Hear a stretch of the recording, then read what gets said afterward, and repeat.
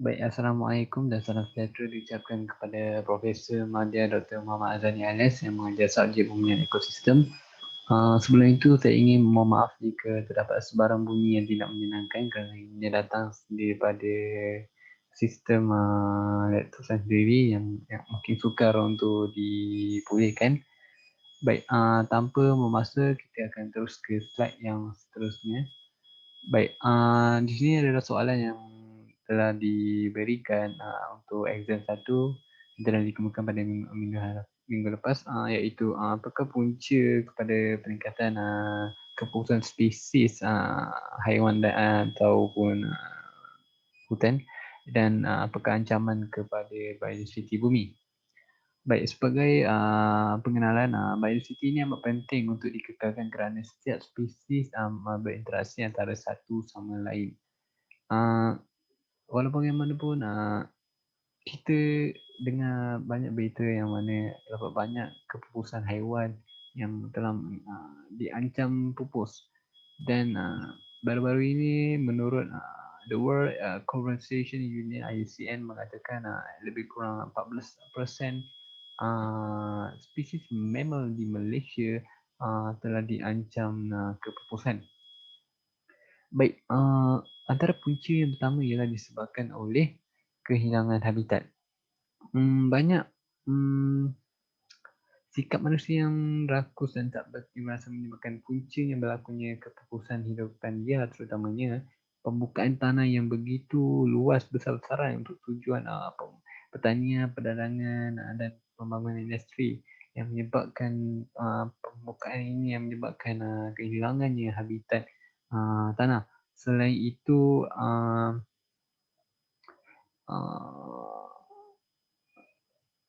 terjadinya aktiviti pembakaran yang melanda di seluruh negara boleh menyebabkan juga haiwan-haiwan terutamanya akan kehilangan habitat. Apabila mereka kehilangan habitat, jadi mereka akan kehilangan semua makanan, dan ini akan menjadi faktor, dan kerana itu telah menjadi faktor utama untuk mereka melangsungkan kehidupan mereka. Keadaan akan jadi semakin runcit seperti haiwan binatang seperti harimau belang atau harimau beruang matahari, yang mana mereka ini adalah sejenis yang lambat membiak yang hanya boleh melahirkan anak dengan jumlah yang sedikit pada setiap tahun, dan ini akan memberi kesan terhadap populasi binatang tersebut kerana mereka sudah pun benar-benar dalam keadaan yang kritikal sekarang. Dan pada masa ini, aktiviti pembalakan dan penebangan hutan ini masih tidak dapat lagi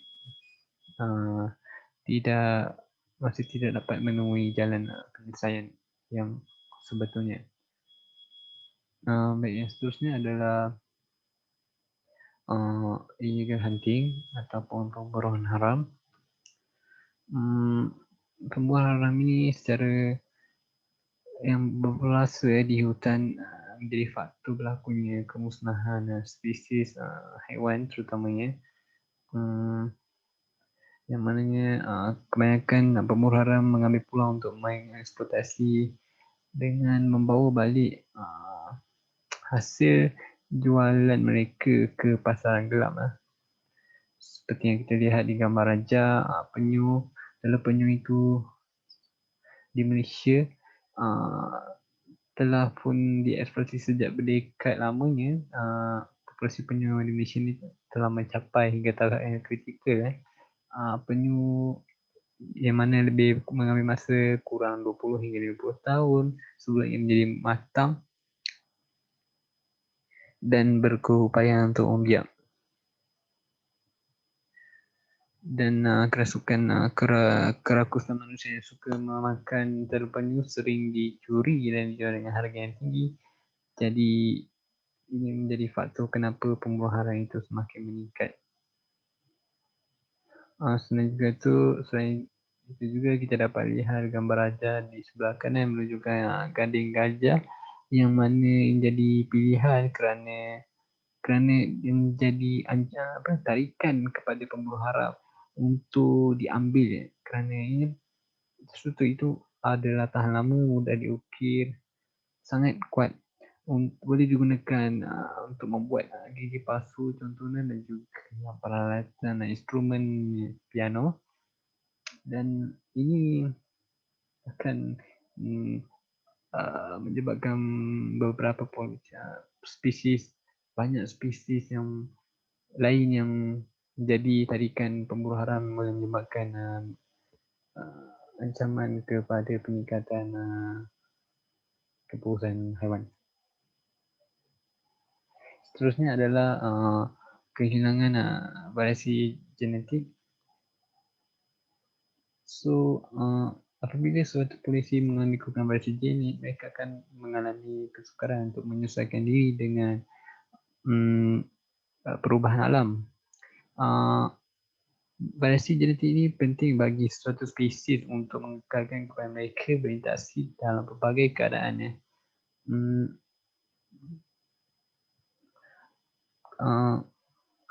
Jadi apabila sesuatu variasi itu semakin kurang, maka variasi genetik juga akan semakin berkurang. Sebagai contohnya, spesies seperti kita dia akan mempunyai kekurangan variasi genetik, dan ini akan mengalami kesukaran. Haiwan ini akan mengalami kesukaran apabila cabaran seperti aktiviti pemburuannya atau kehilangan habitat akan mudah terdedah kepada penyakit kerana gen negatif telah diremeskan lebih banyak kepada gen positif. Baik, seterusnya adalah pencemaran alam. Berjuta-juta penggunaan plastik yang digunakan telah didamparkan di lautan dunia, dan ini boleh menyebabkan ini adalah salah satu contoh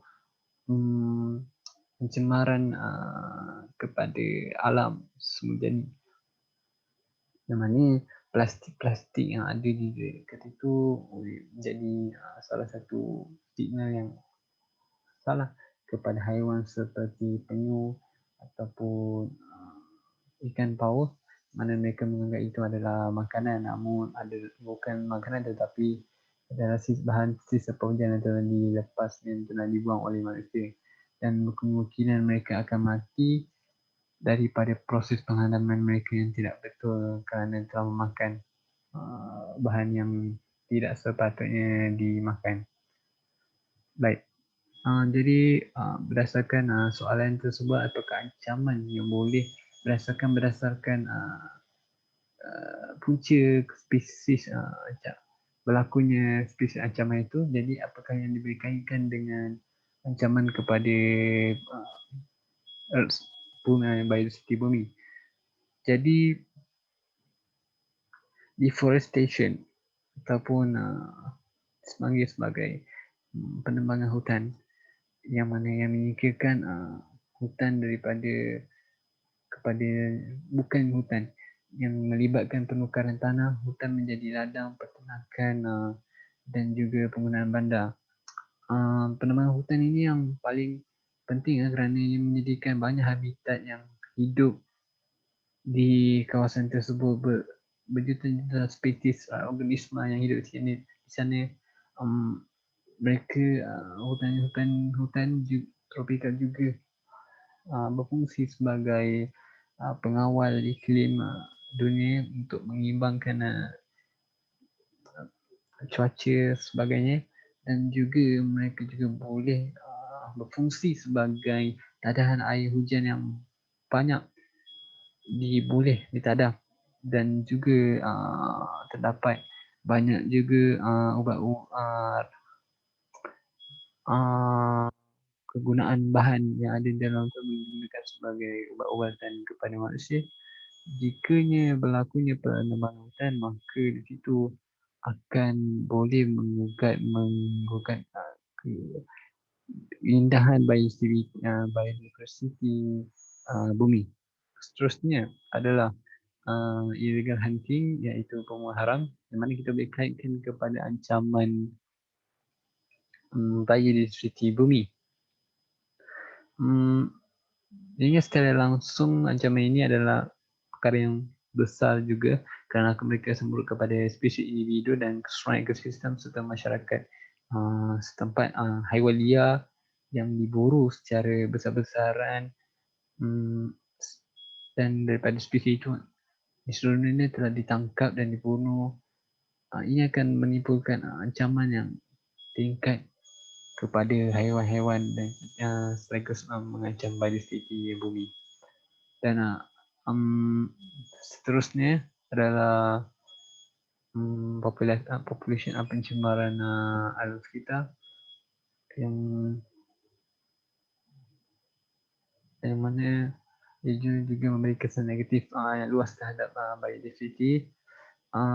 Pencemaran bahan bakar fosil seperti minyak, gas yang akan terus lepas ke udara jadi pencemar zarah dan jatuh ke tanah sebagai hujan asid, dan ini akan menyebabkan tanah-tanah hutan atau sungai menjadi asid menjadi sensitif dan akan boleh menyumbangkan kepada pertumbuhan hutan yang lebih perlahan dan boleh merosakkan struktur pokok seperti ketinggiannya contohnya, dan itu akan menyebabkan kerosakan ekosistem di bumi.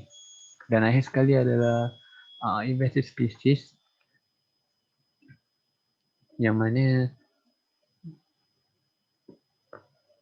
ianya adalah sejenis haiwan yang diperkenalkan ke sesuatu tempat.